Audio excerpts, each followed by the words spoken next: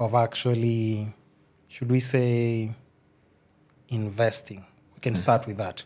Because coming from, like, let's just say a third world country, things like building wealth might not be for a majority.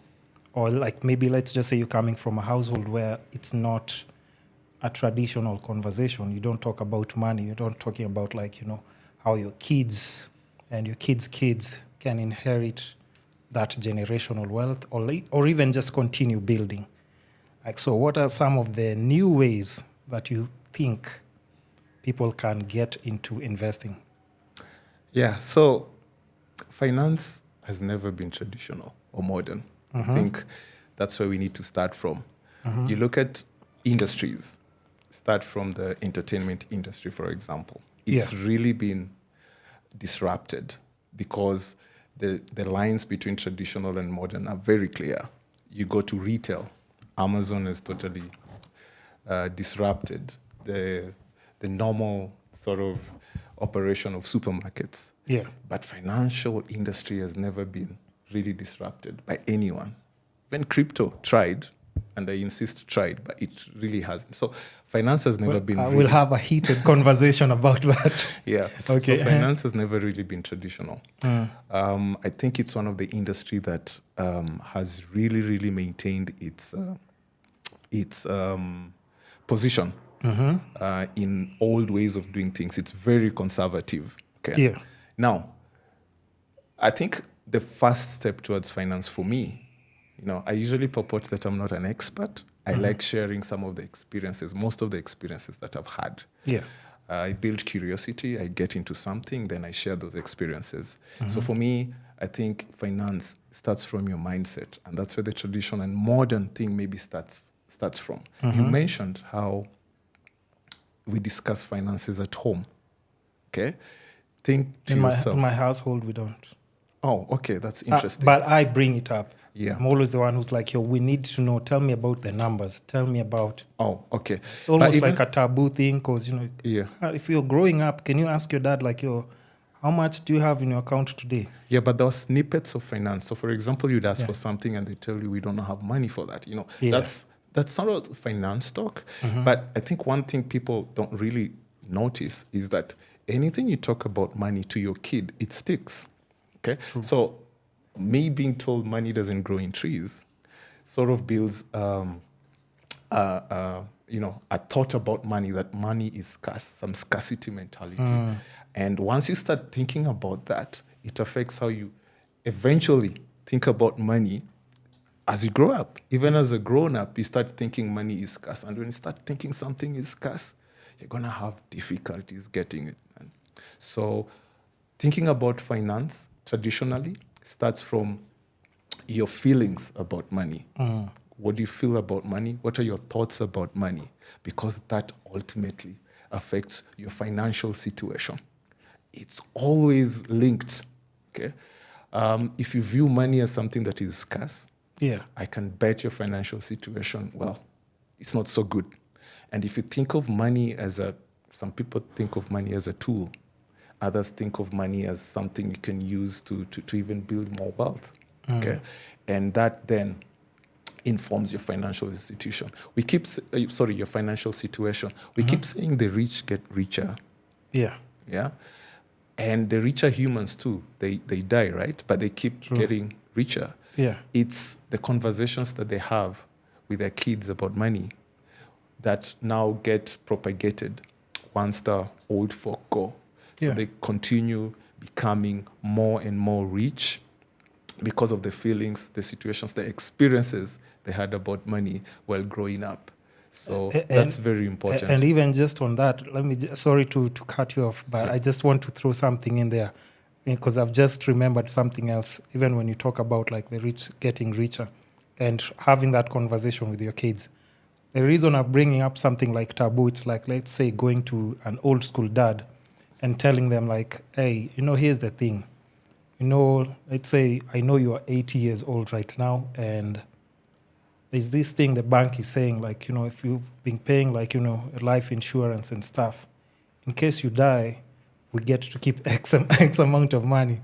So immediately these old school dads like say, so you're just basically just praying for me to die so that you guys can get to squander this money.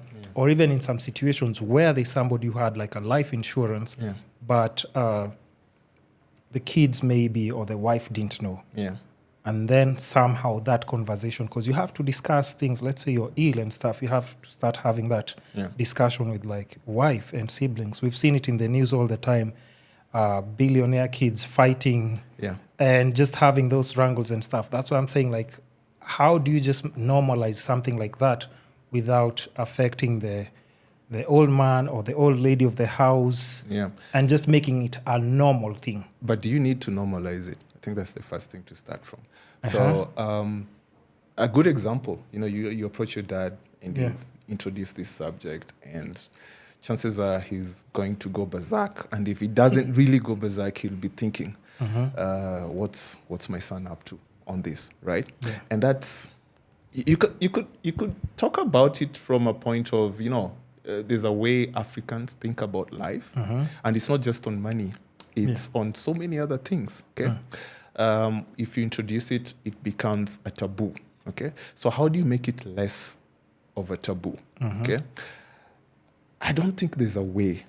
It just depends. If you're lucky to have parents who are more liberal to start discussing this, then that's okay. Most of our parents are not that liberal. However, that shouldn't stop you from talking about it to them. I really encourage guys to really talk about finances with their families, okay? Be it your dad, your mom, your wife, your spouse. It's very key, because this is one of the places that really needs collaboration. Otherwise, if there's any misunderstanding across that chain, because a family is like a chain, if there's any misunderstanding across that chain, then there'll be problems. You mentioned kids fighting for sure. Parents' wealth.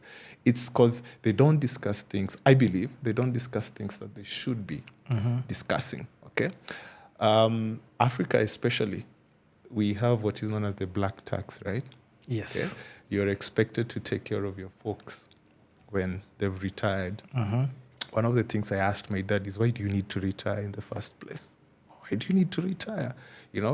And, it was a very interesting conversation, okay?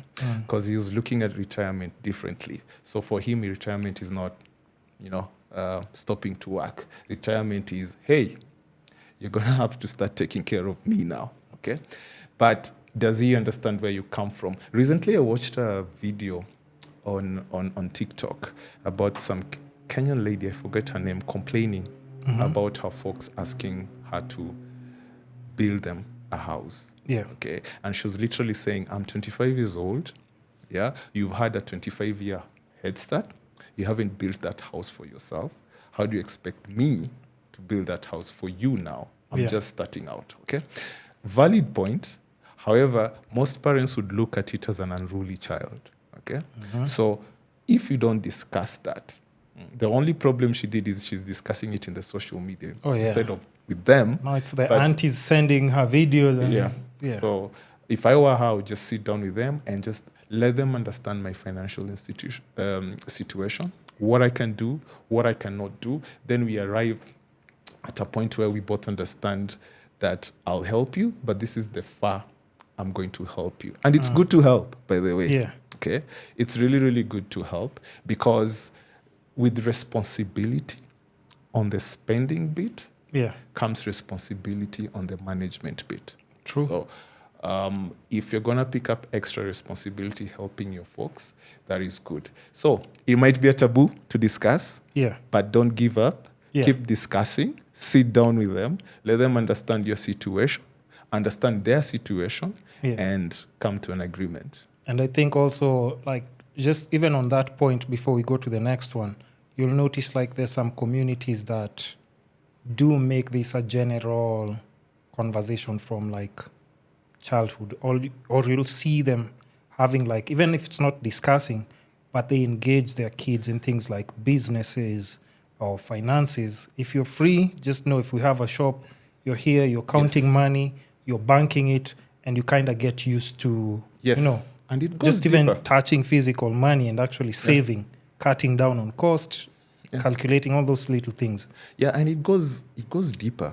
it goes really, really deep because generally Africa, we've always been so much about welfare.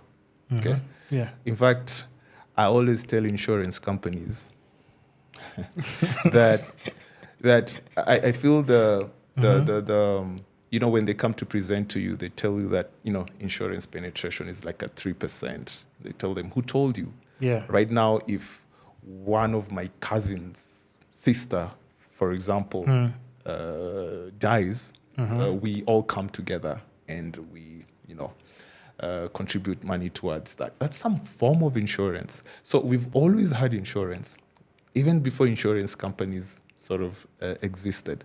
So it just goes deeper than what you explained. We are very welfare based. We always want to help out.